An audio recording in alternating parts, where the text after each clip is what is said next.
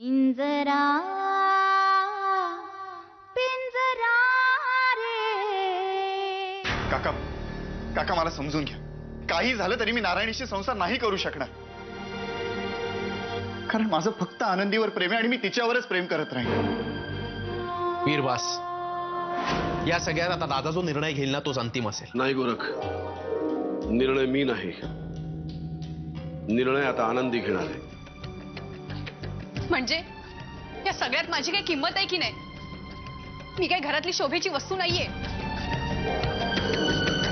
अगं दादा काय म्हणतोय हे? काका, हा माझ्या आयुष्याचा प्रश्न आहे आणि मला माहित नाही मी तुमचं काय घोडं मारलंय ते.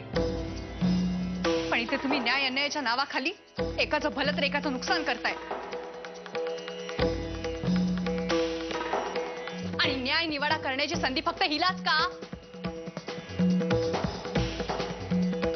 नारायणी ताई, मी काय म्हणते? Shut up. माझ्याशी एक शब्द सुद्धा बोलू नकोस. जेव्हापासून ती या घरात आलीस ना तेव्हापासून सगळ्यांच्या डोळ्यातून पाणी काढलंयस तू. आणि तिच्या डोळ्यातून आलेल्या पाण्याचं काय? ते पुसायला आहात ना तुम्ही, पण माझ्या डोळ्यातलं पाणी पुसायला माझे वडील सुद्धा नाहीयेत. त्याचंच वाईट वाटतंय मला.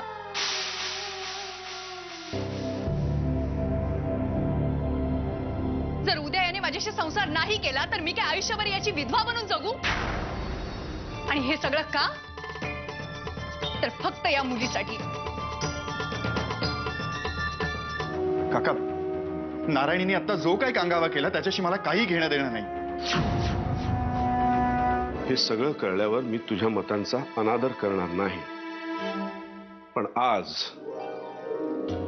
आनंदीचं मत जाणून घेतल्याशिवाय मी माझा निर्णय घेणार नाहीये. आनंदी, आनंदी बोल. आज आज काही लपवू नकोस.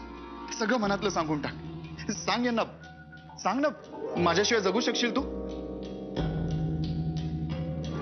हो.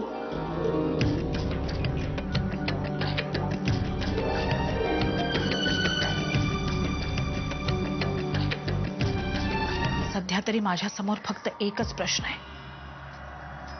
त्या पोरीला आपल्या घराबाहेर कसं काढायचं? मामा, तिला फक्त या घरातूनच बाहेर नाही काढायचंय, तर तिने तुला जेवढा त्रास दिला त्याचा पुरेपूर बदला घ्यायचाय.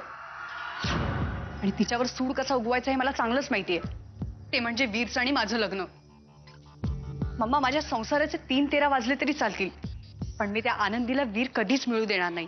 या अक्काच्या पुरीवर मनापासून प्रेम करा, जी समधी प्रॉपर्टी तुम्हाला मिळेल. हे आनंदीला काय असं ठेवता येईल तुम्हाला? तात्या, आनंदीबद्दल एकही चुकीचा शब्द मी ऐकून घेणार नाही. माझ्या हातून एक दिवस खरंच खून होईल. नाही तर ए बाबा, पिस्तूल खाली घ्या चिरंजीव. माणूस आहे का शैतान? बापावर पिस्तूल रोखतोय.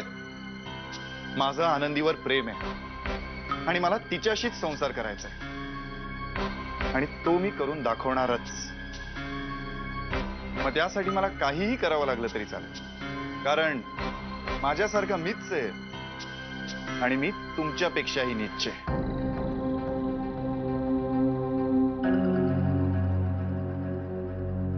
म्हणजे माझा डायलॉग मला परत निघा. जातो बाबा, कशाला डरकळे पडतोय?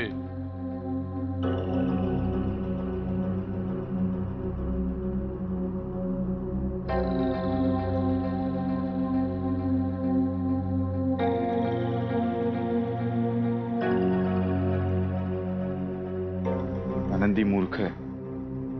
तिला वाटतंय की मी जणू काही 7 जन्मांसाठी त्या नारायणीचा झालोय. पण आता मी पण त्या नारायणीपासून नाही सुटका मिळून दाखवली तर माझं नाव सुद्धा वीर नाही. फक्त आता मला माझ्या अकलेचा वापर करावा लागणार. ज्या पद्धतीने या सगळ्यात मला गुंतवलं गेलंय त्याचा सगळा राग आता मला नारायणीवरच काढावा लागणार.